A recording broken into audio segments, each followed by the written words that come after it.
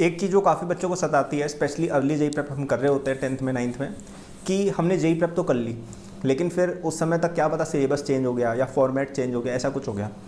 तो ये बिल्कुल वैजिब क्वेरी है, क्योंकि जेई का फॉर्मेट इतना अनप्रेडिक्टेबल होता है कि कई बार आपका एग्जाम के दिन ही आपको पता चलता है। जैसे 2015 के पेपर मुझे याद है, मैं तब 11th में जस्ट आया था, तो तब फॉर्मेट में माइनस मार्किंग बढ़ा दी गई थी, पार्शियल मार्किंग वाले क्वेश्चन आ गए थे।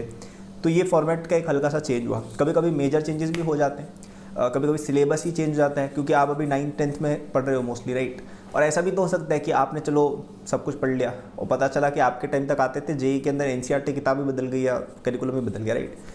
तो काफ़ी वाजिब क्वेरी है। इसका आंसर ये है कि इन दी एंड आपकी कॉम्पिटेंस टेस्ट की जा रही है, ठीक है। इन दी एंड ये चेक किया जा रहा है कि भाई ये बंदा क्या एलिट इंस्टीट्यूट में पढ़ने के लिए रेडी है या नहीं है। इन दी एंड इसकी चेकिंग हो रही है।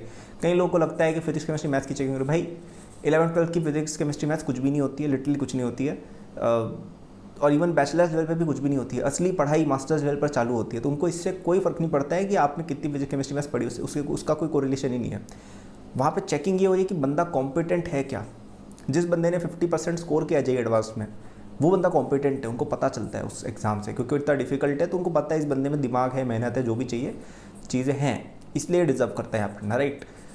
तो वो कॉम्पिटेंस आगे भी टेस्ट की जाएगी। हो सकता है उस कॉम्पिटेंस को टेस्ट करने का फॉर्मेट चेंज हो जाए। It might be that some other exam get conducted, या एग्ज़ाम का नाम चेंज हो जाए, या एग्ज़ाम का फॉर्मेट चेंज हो जाए, या क्राइटेरिया चेंज हो जाए। लेकिन पहली बात, ये सब चीज़ें बहुत पहले से इन्फॉर्म कर दी जाती है। मतलब ऐसा नहीं होता है कि अच्छा अगले साल चेंज कर दिया। अब 2-3 साल पहले से इन्फॉर्म्ड होता है कि भाई सिलेबस चेंज होगा, फिर की जाती है पहली बात चीज़ें। लेकिन फिर भी कंसिडरिंग कि आपके पास 3 ईयर्स है अभी जेईई एडवांस में, तो आपकी कॉम्पिटेंस तो एनीवे टेस्ट होने वाली है। अब वो हो सकता है जेईई एडवांस के नाम पर हो सकता है आईआईटी जेईई के नाम पर हो सकता है किसी और एग्ज़ाम के नाम पर हो।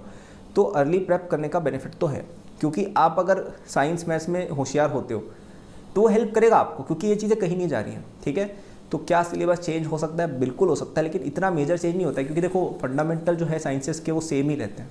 न्यूटन्स लॉज चेंज नहीं हो जाएंगे, केपलर्स लॉ चेंज नहीं हो जाएंगे, जो भी लॉज हैं अपनी दुनिया के, लॉज ऑफ मैथमेटिक्स चेंज नहीं होने वाले हैं, ठीक है। मैथमेटिक्स तो इनफैक्ट उसमें लॉ क्या है वो तो हमने ही बनाई है, राइट।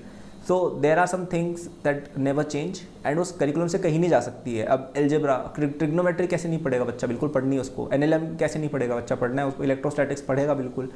थर्मोडायनेमिक्स बिल्कुल पढ़नी पड़ेगी बच्चे को, राइट। इंपॉर्टेंट है, फंडामेंटल चीज़ें ये तो। और एक बंदा जो देखो, और बैचलर्स करिकुलम पूरे यूनिवर्सल फिक्स होता है कि भाई बैचलर्स डिग्री में ये पढ़ना होता है। और बैचलर्स डिग्री में पढ़ने के लिए बच्चे को कुछ चीज़ें आनी चाहिए, और वो चीज़ें 11th-12th में हमेशा रहेंगी। आप देखिए, आप 1980 का भी 12th का सिलेबस उठा लीजिए, अभी का भी उठा लीजिए, 15-20% चेंज दिख जाएगा। बाकी चीज़ें मोस्टली सेम ही रहती है, because the student is suppose to have that kind of knowledge at that age. ये उसका फंडा ही है, एजुकेशन सिस्टम इसी बेसिस पे पड़ा है, पूरे वर्ल्ड में यही फॉलो होता है, राइट।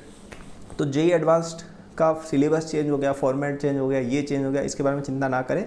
आप फंडामेंटल चीज़ों पर ध्यान दें कि आप होशियार हो रहे हैं, आप ज़्यादा नॉलेजेबल हो रहे हैं, आपकी प्रॉब्लम सॉल्विंग एबिलिटी बढ़ रही है, आपको इस पर ध्यान देना है। और पूरी अर्ली जेईई प्रेप का प्रेमिस ही यही है कि बच्चा ज़्यादा इंटेलिजेंट बढ़ जाए, ज़्यादा क्यूरियस हो जाए, ज़्यादा स्मार्ट हो जाए, ज़्यादा हार्ड वर्किंग हो जाए, और यही एबिलिटी जेईई एडवांस की टेस्ट कर रहे हैं, okay. So don't worry about these format changes, exam changes, name changes, कोई इससे फ़र्क नहीं पड़ रहा है।